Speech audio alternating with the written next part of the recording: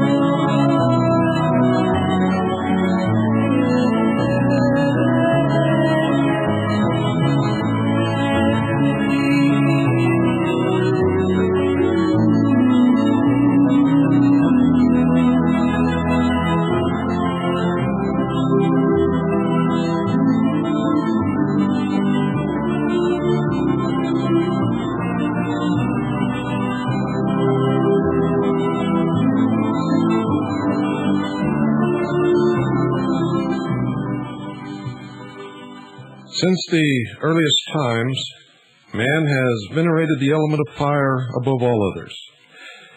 Even the most untutored savage seems to recognize in the flame something closely resembling the volatile fire that he believes dwells within his soul. The mysterious, vibrant, radiant energy of fire was beyond his ability to analyze, yet he felt its power. It could be debated that as man sat huddled in the cold, in the darkness of the night,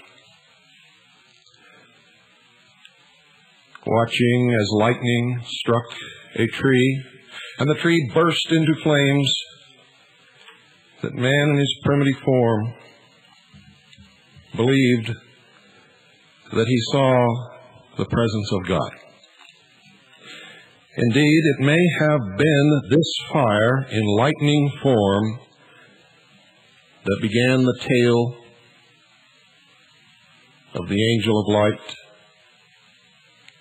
flung to the earth after rebelling against God, and man picking up a burning branch, keeping it alive, the living fire, when it began to grow smaller and the light grow dim, he would quickly rush and get another branch and light it afire and watch it until maybe he fell asleep and it went out. And the next time he found a tree burning from a lightning strike, maybe there were 2 or 3 in the party, and maybe they took turns and kept it going. And maybe it was this fire that caused man to ignite the first spark of intelligence, and for the first time have original thought. For the philosophers of fire were certainly the first leaders, the first priests. They hoarded the secret from the others, and that has been their pattern on to this day. The vibrant, mysterious, radiant energy of fire was beyond his ability to comprehend. Yet he felt its power. And knowing that the sun was the only thing in the heavens that brought warmth, it was then a very short distance to the connection that the fire came from the sun, and the sun was the symbol of the mighty force of God. And of course, many believed that the sun was indeed God.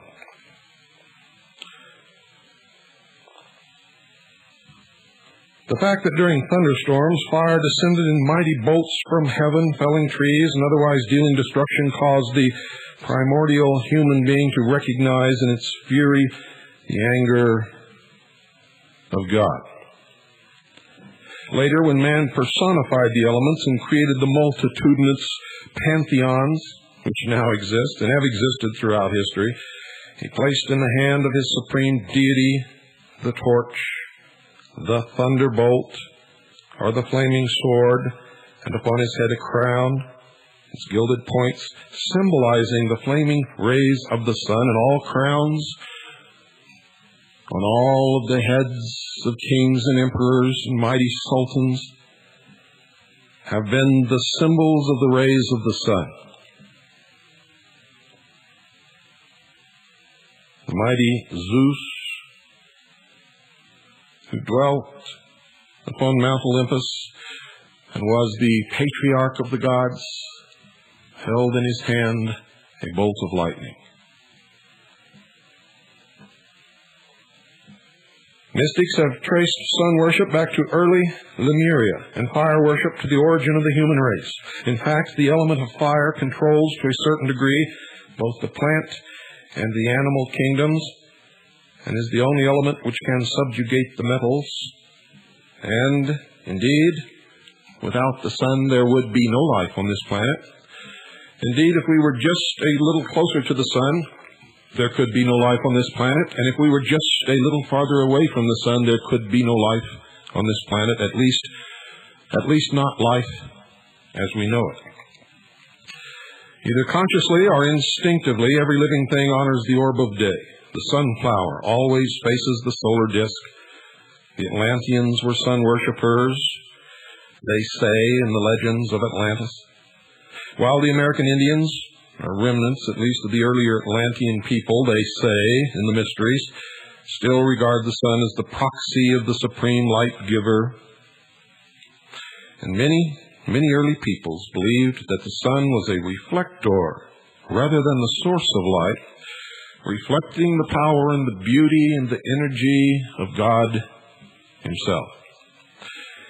And it is evidenced by the fact that they often pictured the sun god as carrying on his arm a highly polished shield on which was chased the solar face. Now this shield, ladies and gentlemen, catching the light of the Infinite One, reflected it to all parts of the universe. During the year, the sun passes through the 12 houses of the heavens, where, like Hercules, it performs 12 labors. The annual death and resurrection of the sun has been a favorite theme among unnumbered religions. The names of nearly all the great gods and saviors have always been associated with either the element of fire, the solar light, or its correlate, the mystic and spiritual light invisible, what you may now call the ether. Jupiter, Apollo, Hermes, Mithras, Bacchus, Dionysius, Odin, Buddha, Krishna, Zoroaster, Zarathustra, Fohai, Eo, Vishnu, Shiva, Agni, Balder, Hiram Abiff, Moses, Samson, Jason, Vulcan, Uranus, Allah, Osiris, Ra, Bel, Baal, Nebo, Serapis, and King Solomon,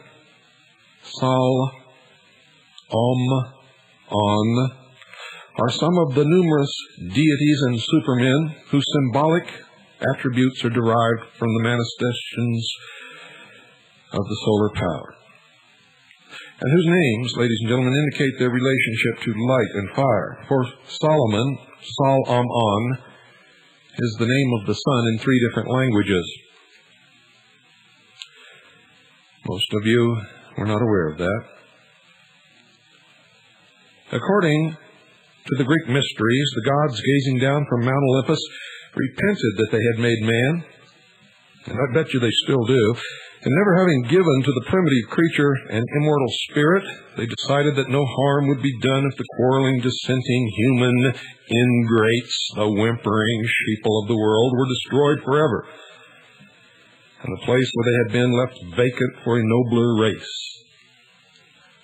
And I bet there are many who believe that today.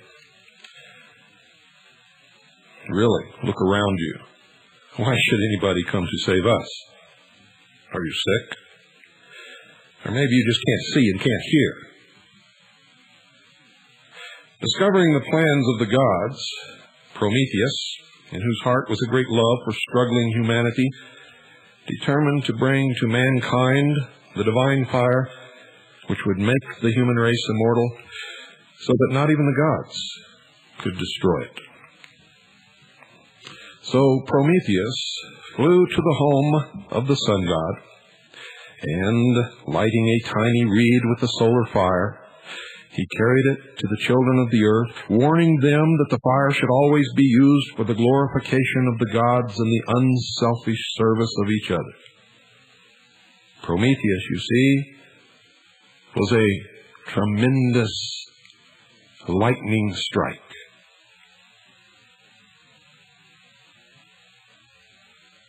And the myth, the story of Prometheus, is the metaphor of the ancients used to explain what happened because they didn't know anything about lightning or electricity, or, for that matter, much about fire itself.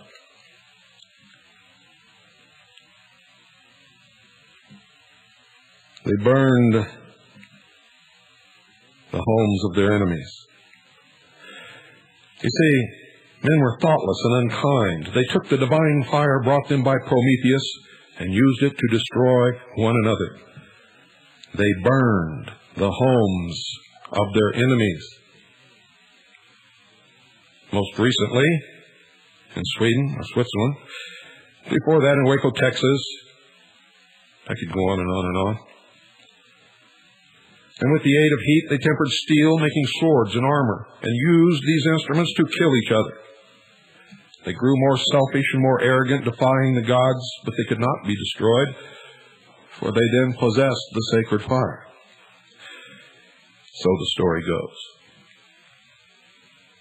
For his disobedience, Prometheus, like Lucifer, remember, these are all metaphors for things that man could not understand. For his disobedience, Prometheus, like Lucifer, was chained and placed upon the brow of Mount Caucasus, or as some pronounce it, Caucasus, there to remain with a vulture gnawing at his liver until a human being should master the sacred fire and become perfect. This prophecy was fulfilled by Hercules, who climbed Mount Caucasus, broke the fetters of Prometheus, and liberated the friend of man who had been in torture for so many ages. And remember, Prometheus really represents Lucifer. Hercules represents the initiate who, as his name implies, partakes of the glory of light. Prometheus is the vehicle of solar energy. The divine fire which he brought to men is a mystic essence in their own natures, which they must redeem and regenerate if they would liberate their own crucified souls from the rock of their base physical natures. Remember what I told you? You see, according to occult philosophy, the sun in reality is a threefold orb, two parts of its nature being invisible. The globe, which we see, is merely the lowest phase of the solar nature and is the body of the demiurgus, or, as the Jews call him, Jehovah, and the Brahmins, Shiva, the sun being symbolized by an equilateral triangle. The three powers of the solar disk are said to be co-equal. The three phases of the sun are called will, wisdom, and action. Will is related to the principle of life, wisdom to the principle of light, and action or friction to the principle of heat.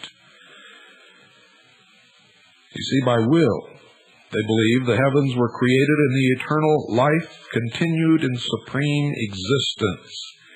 In other words, the creation of the universe came from an original, spontaneous thought,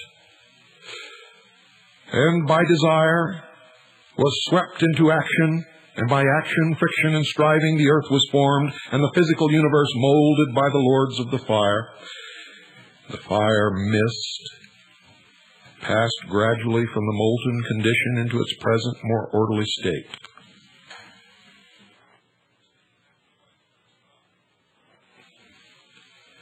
Thus heaven and nature were formed. But between these two was a great void, for God did not comprehend nature, and nature did not comprehend the deity. The lack of intercourse between these two spheres of consciousness was similar to the condition of paralysis, in which the consciousness realizes the condition of its body. But you see, owing to the lack of nerve connection, is incapable of governing or directing the activities of the body. Therefore, ladies and gentlemen, they believe that between life and action there came a mediator, which was called light or intelligence, Prometheus, Lucifer, and matters not what you call it. Light partakes of both life and action. They believe it is the sphere of blending. An intelligence stood between heaven and earth, for through its medium man learned of the existence of his God, and God began his ministrations to the needs of men. And while both life and action were simple substances, light was a compound, for they believed the invisible part of light was of the nature of heaven, and the visible part of the nature of earth. So down through the ages, this light is said to have taken upon itself bodies. And although these bodies have borne witness to that light, the great spiritual truth of the mysteries behind the symbol of the embodied light is that in the soul, they believe, of every creature within whose mind intelligence is born, there dwells a spirit which assumes the nature of this intelligence.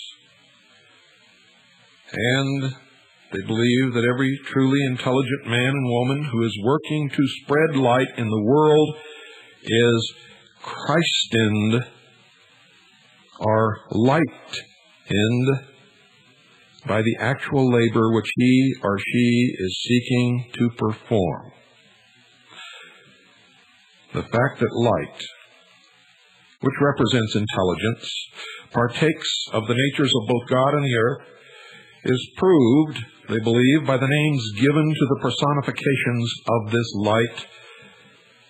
For at one time, they were called the sons of men, and at another time, the sons of God. The initiate in the mysteries was always instructed concerning the existence of three sons, the first of which, the vehicle for God the Father, enlightened and warmed his spirit. The second, the vehicle of God the Son, enfolded and broadened his mind. The third, the vehicle of God the Holy Spirit, nourished and strengthened his body. Light is not only a physical element to these people, it is also a mental and spiritual element. And in the temple, the disciple is told to revere the invisible Son even more than the visible one, for every visible thing is only an effect of the invisible or causal, the generative force represented by an obelisk. And as God is the cause of all causes, he dwells in the invisible world of causation and always in the Trinity, and is represented by the symbol in the Greek alphabet, delta. Delta. As in Lieutenant Colonel James Bobo Gritz of Delta Force. Apuleius, when initiated into the mysteries, beheld the sun shining at midnight, for the chambers of the temple were brilliantly illuminated, although there were no lamps of any kind. The invisible sun is not limited by walls, nor even the surface of the earth itself, because its rays are of a higher vibratory rate than physical substance. You see, they say its light passes unimpeded through all the planes of physical substance. And to those capable of seeing the light of these spiritual orbs, there is no darkness, for they dwell in the presence of limitless light, and at midnight see the sun shining under their feet. And if you believe that, I got a bridge to sell you. You see, they not only lie to you, they lie to themselves. They not only deceive you, they deceive each other. They not only manipulate you, but they manipulate all those below them who have not risen to the degree of initiation, or they understand that they have been deceived on the lower rungs of the ladder and begin to see the light. And I can assure you, the light they see is not under their feet. By means of one of the lost arts of antiquity, the priests of the temple were able to manufacture lamps which would burn for centuries without replenishment. The lamps resembled what is commonly called the virgin lamps, or those carried by the Vestal virgins. They were a little smaller than a human hand, and according to available records, their wicks were made of asbestos. It has been maintained that these lamps have burned for 1,000 years or more. One of them, found in the tomb of Christian Rosenkreutz, had burned for 120 years without the supply of fuel being diminished. Or at least, so goes the legend. It is supposed that these lamps, which incidentally burned in hermetically sealed vaults without the aid of oxygen, you see what I mean? It was supposed that they were so constructed that the heat of the flame extracted from the atmosphere a substance which took the place of the original fuel as rapidly as the mysterious oil was consumed.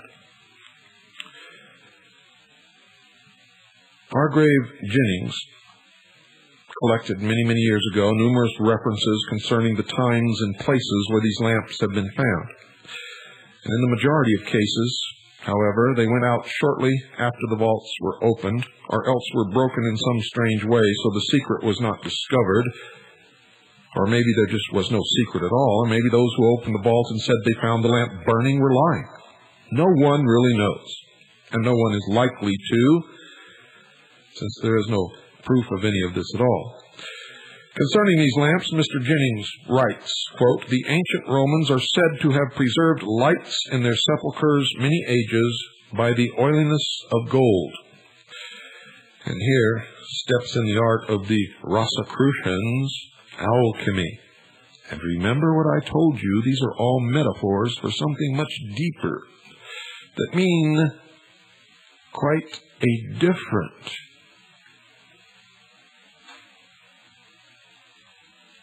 story than what you may perceive. This oiliness of gold, resolved by hermetic methods into a liquid substance, and it is reported that at the dissolution of the monasteries in the time of Henry VIII, there was found a lamp which had then burned in a tomb about 300 years after Christ, nearly 1,200 years. And two of these subterranean lamps are to be seen in the Museum of Rarities at Leiden in Holland, Netherlands. And one of these lamps in the papacy of Paul III was found in the tomb of Tullia, so named, Cicero's daughter, which had been shut up 1,550 years. Now, Madame Blavatsky, in her tome entitled Isis Unveiled, gives a number of formulae for the making of ever-burning lamps and states in a footnote that she herself saw one made by a disciple of the Hermetic arts, which she claims had burned steadily without fuel for 6 years previous to the publication of her book. It's sad, however, that upon publication of her book, those who asked to see the lamp were told that the fire had gone out. So the ever-burning lamp was, of course, the most appropriate symbol, ladies and gentlemen, of the eternal fire in the universe. Remember, all of these stories are metaphors. And while chemistry has denied the possibility of manufacturing one, the fact that many have been made and seen over a period of thousands of years is a warning against dogmatizing. Get the message? In Tibet, the Lama magicians have discovered a system of lighting rooms by means of a luminous ball of phosphorescent greenish-white color, which increases in luminosity when ordered to do so by the priests, and after the departure of those who are in the chamber, it gradually becomes fainter until only a spark remains, which burns continuously. But since Tibet has been occupied by communist China for so many years, there is no way to check this or determine whether or not it is true. And after seeing the Dalai Lama at the Earth Summit in Rio de Janeiro, I wouldn't believe anything that he said. This apparent miracle is no more difficult, according to the mysteries, to explain than another performed by the Tibetans. You see, there is in Tibet a sacred tree, another metaphor, which sheds its bark annually, and as the old bark peels off, an inscription written in Tibetan characters is found upon the new bark underneath. These secrets of so-called savage and primitive peoples incessantly refute the ridicule which Caucasians almost invariably view the culture of other races.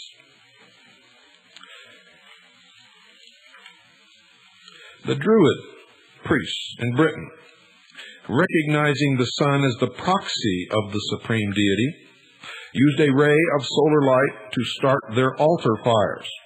They did this by concentrating the ray upon a specially cut crystal or aquamarine set in the form of a brooch or buckle upon the front of the belt of the arch-druid, and this brooch was called the Liath Mysakith, and I believe that I pronounced that sort of right. It's spelled Liath, the second word, Meisicith. And this was supposed to possess the power of drawing the divine fire of the gods down from heaven and concentrating its energies for the service of men. And this is a prime example of how ancient man, in his misunderstanding of science and what he was really dealing with, concocted a metaphor to explain how this crystal was able to start a fire. The buckle was, as we all know, of course, a burning glass or a magnifying glass. And many of the nations of antiquity so revered the fire and light of the sun that they would not permit their altars to be lighted by any other means than the concentration of the sun's rays through a burning glass. And in certain of the ancient temples, ladies and gentlemen, specially arranged lenses were placed in the ceiling at various angles so that each year at the vernal equinox, the sun at high noon would send its rays through these glasses and light the altar fires which had been specially prepared for this occasion. The priests considered this process equivalent to the gods having actually lighted the fires for themselves, and the sun was said to be doing the Father's work at the Most High. In other legends, the Most High God, represented by the sun in its highest position in the sky, in honor of Pooh, spelled H-U, the supreme deity of the Druids, the people of Britain and Gaul celebrated an annual lighting of fires on what they termed Midsummer's Day. One of the reasons why mistletoe was sacred to the Druids was because many of the priests believed that this peculiar parasitic plant fell to the earth in the form of lightning bolts. Sound familiar? And that wherever a tree was struck by lightning, the seed of the mistletoe was placed within its bark. In the great length of time the mistletoe remained alive after being cut from the tree had much to do with the veneration showered upon it by the Druids. That this plant was also a powerful medium for the collection of the mysterious cosmic fire circulated through the ethers was discovered by the early priests who believed this and who valued the mistletoe because of its close connection with the mysterious astral light, which is in reality the astral body of the earth. And concerning this, Eliphas Levi writes in his History of Magic, and I quote, "The Druids were priests and physicians, curing by magnetism and charging amulets with their fluidic influence. Their universal remedies were mistletoe and serpent's eggs because these substances attract the astral light in a special manner."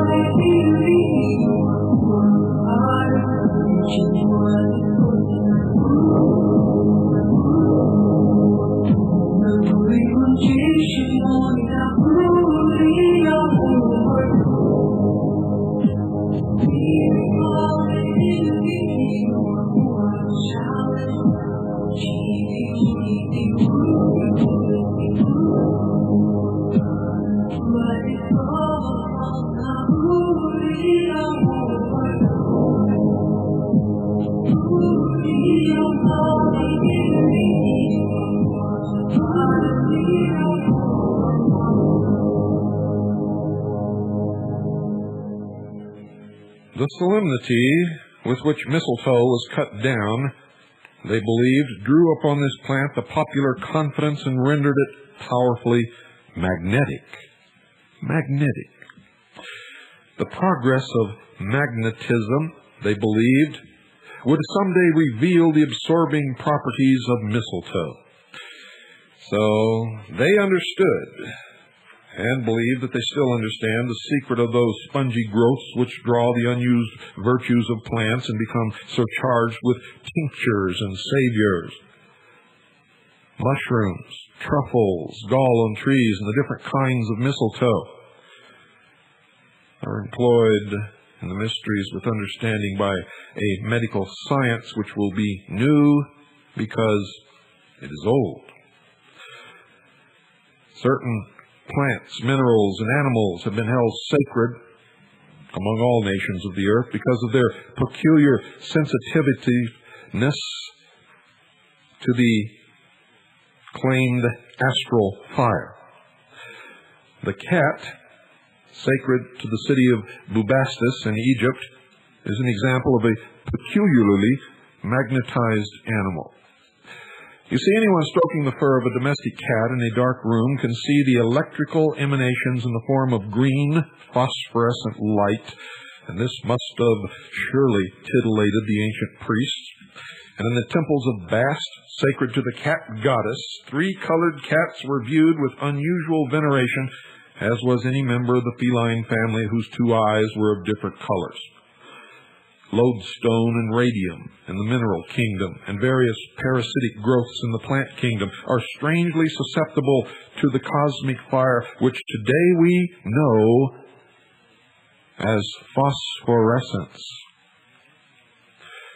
The magicians of the Middle Ages surrounded themselves with certain animals, such as bats, cats, snakes, and monkeys, because they were able to borrow the power of the astral light from these creatures and appropriate it to their own uses.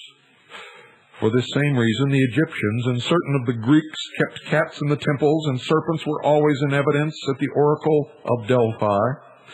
The arc body of a snake, they say, is one of the most remarkable sights that the clairvoyant will ever see, and the secrets concealed within its aura demonstrate why the serpent is the symbol of wisdom among so many nations. And of course, in the mysteries, as the snake sheds its skin, it is the symbol of death and rebirth or resurrection. That Christianity has preserved in part, at least, the primitive fire worship of antiquity is evident in many of its symbols and rituals. The incense burner, so often used in Christian churches, is a pagan symbol relating to the regeneration of the human soul and was in use long before Christianity even came along. The incense within the burner, made from the extracted essences of various plants, represents the life forces within the body of man. The flaming spark burning in the midst of the incense is emblematic of the spiritual germ concealed in the midst of the material organism of man. You see, the spiritual spark in the mysteries is an infinitesimal part of what they call the divine flame, or the great fire of the universe, from whose flaming heart the altar fires of all his creatures have been lighted. The spark of life gradually consumes the incense, so the spiritual nature of man, through the processes of regeneration, gradually consumes all the gross elements of the body, transmuting them into soul power, symbolized by the smoke, and as a person ages, he therefore grows wiser. That was their explanation for the wisdom of the old and the deterioration of the body. For as the person ages, the gross elements are burned by the life flame, which transmutes them into soul flower. Therefore, the body diminishes and the wisdom is increased. Simple, huh? So what's all this research into geriatrics? Although smoke is actually a dense and physical substance, yet light enough to rise in clouds, they believed the soul was actually a physical element. They believed that through purification and the fire of aspiration, it has taken upon itself the nature of intangible atmosphere. Though composed of the substance of earth, it becomes light enough to rise as a fragrant odor into the presence of deity. While some authorities have held that the form of the cross was derived from an ancient Egyptian instrument called the Nilometer, used for measuring the inundations of the Nile, others hold the opinion that the symbol had its origin in the two crossed sticks used by primitive peoples to generate fire by friction. In the History of Freemasonry, written by Mackey, 33rd degree Freemason, and this particular edition printed in 1898, there is only one cross listed in the entire 7 volumes. And it is the swastika. The use of the bell towers and campaniles in the construction of the cathedrals of medieval Christianity, also the more familiar conventionalized church steeple, may be traced back to the fire obelisks of Egypt, which were placed in front of the temples to the superior deities representing the generative force or the rays of the sun, the male principle. All pyramids are symbols of fire, while the heart used on Valentine's is merely an inverted candle flame and is not in the shape of the human heart and never has been. The maypole had its origin in similar antiquity, where it is both a phallic symbol and an emblem of the cosmic fire, the generative force, and the dancing of the maidens around the maypole was, ladies and gentlemen, supposed to bring increased fertility to the land.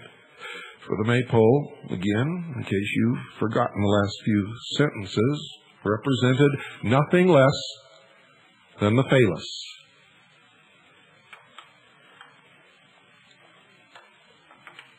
The prevailing custom of having churches face the east is, of course, further evidence of the survival of sun worship. And in the Masonic Lodge, the master sits in the east of the lodge,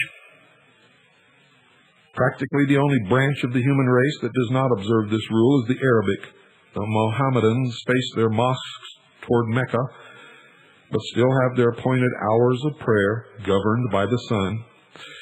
The rose windows and ivy-colored walls are survivals of pagandom, for ivy was sacred to Bacchus because of the shape of its leaf, and this plant was always allowed to trail over the walls of the temple sacred to the Greek solar deity.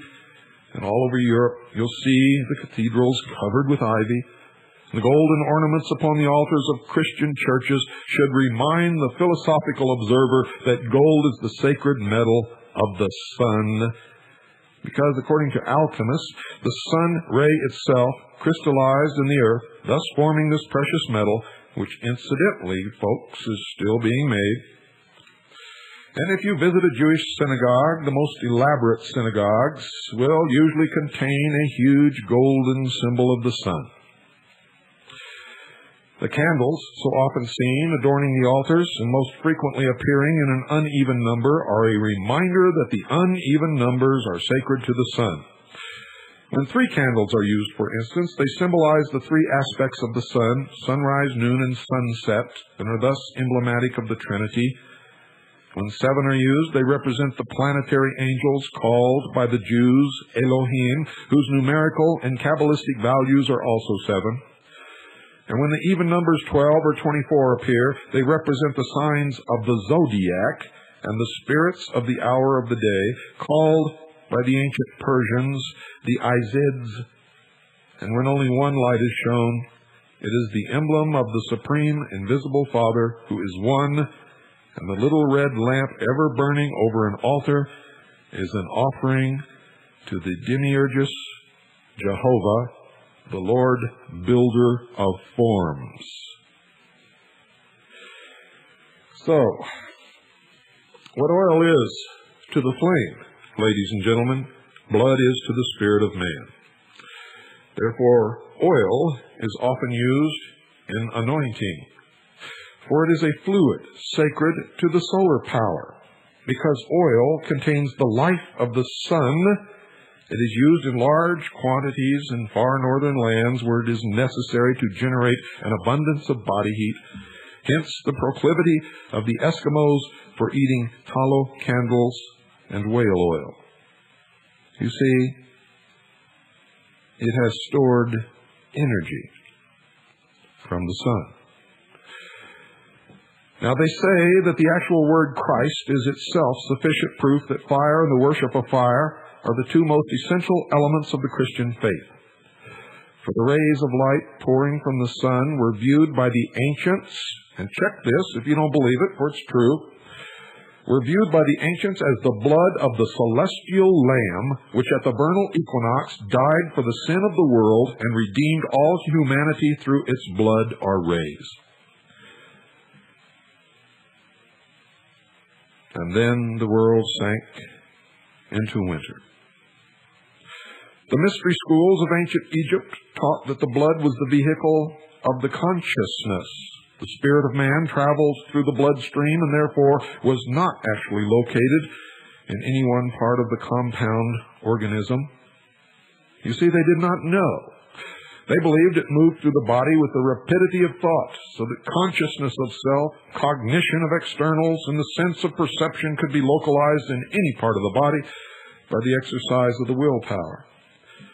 The initiates viewed the blood as a mysterious liquid, somewhat gaseous in nature, which served as a medium for manifesting the fire of man's spiritual nature.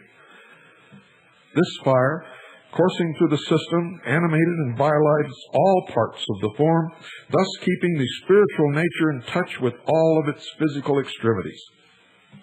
And at one point in history, since life was formed in the womb, and they believed that it was formed from a clot of blood, and the baby was endowed with intelligence. At one point in history, it was fashionable for those who could afford it to drink the menstrual blood of virgins, believing that this would make them wise. The mystics looked upon the liver as the source of the heat and power in the blood.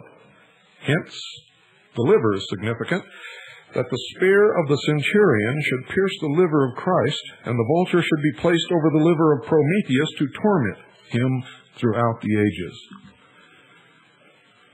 I hope you're making connections, ladies and gentlemen. In this modern world, with the education available to every man and woman upon this planet, why are we still bowing down to ancient, ignorant metaphors created by priests in the dark, dim halls of history to control the common man and govern him with these stories and myths? Many of the things that I've revealed to you, you still celebrate, and you still perform ceremonies around these misconceptions. And, of course, through the ages, the priests slowly adopt the science that proves the metaphors and the myths to be wrong, and they change the dogma of the church. For instance, Galilei, who turned the church upon its ear when he said, the earth revolves around the sun, and the sun revolves around some central core in the universe. because the church had always said, not understanding anything about the universe, and observing the heavens appearing to revolve around the earth, that the earth was the center of the universe and everything revolved around it, not realizing that it was the earth itself that was turning. Yet the church held that the Pope was infallible, and the Pope had decreed that the earth was the center of the universe, and the universe rotated around the earth. And the church still maintains today that the Pope is infallible. How can this be?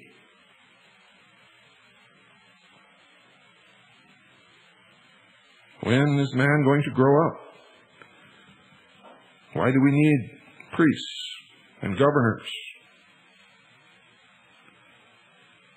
Why?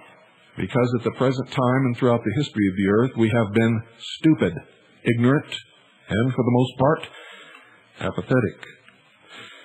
And remember, in the mysteries, a nation or world of people who will not use their intelligence are no better than animals who do not have intelligence, and thus are beasts of burden and stakes on the table by choice and consent.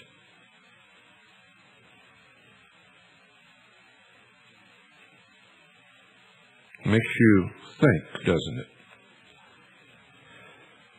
Occultism teaches that it is the presence of the liver which distinguishes the animal from the plant, and that certain small creatures having power of motion but no liver are actually plants in spiritual consciousness. They say that the liver is under the control of the planet Mars, which is the dynamo of this solar system, and which sends a red animating ray to all the evolving creatures within this solar scheme. The philosophers taught that the planet Mars, under the control of its regent Samael, was the transmuted sin body of the solar logos, which originally had been the dweller on the threshold of the divine creature, whose energies are now distributed through the fire of the sun.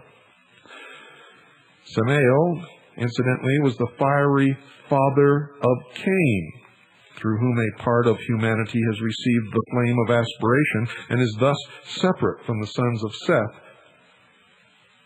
whom they say was fathered by Jehovah. Isn't this strange? That you are told these things in church, you read these things in the Bible, they are taught these things in the mysteries, yet there is no way for anyone on this earth today to know any of these things. And if you'll read your Bible in Genesis, you will find that before Eve was ever created, God made man and woman. There were men and women on this earth according to Genesis, according to those of you who say that the Bible is infallible, and if you believe that, you must believe, because it says it, that God created man in His image. Man and woman created He them, and He did this before.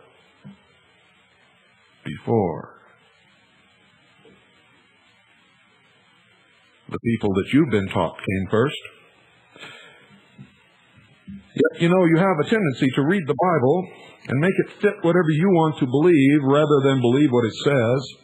And what I'm telling you is in that dim chapter of history, nobody knows, nobody knew, and nobody's ever going to know.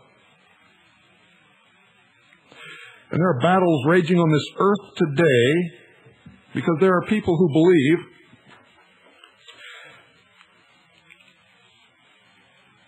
that Cain was sired through a tryst with Eve by Satan, and that Abel, sired by Adam and Eve, killed by Cain, and then another son, Seth, who made war against the sons of Cain. They're still fighting this battle today. today, folks. Metaphors and myths and stories made up by priests in ancient times to preserve the security of their tribes, to explain away that which could not be explained.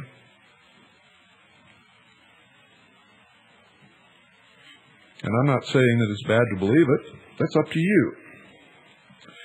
I'm just trying to impart a little intelligence here and there, and a little common sense, as my grandmother would say.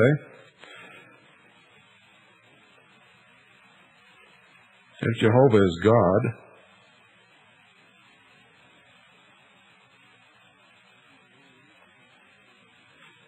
and if you believe, as I have been told by many Christians, that all things were planned from the beginning by God, then you have to believe that God created Satan and Lucifer.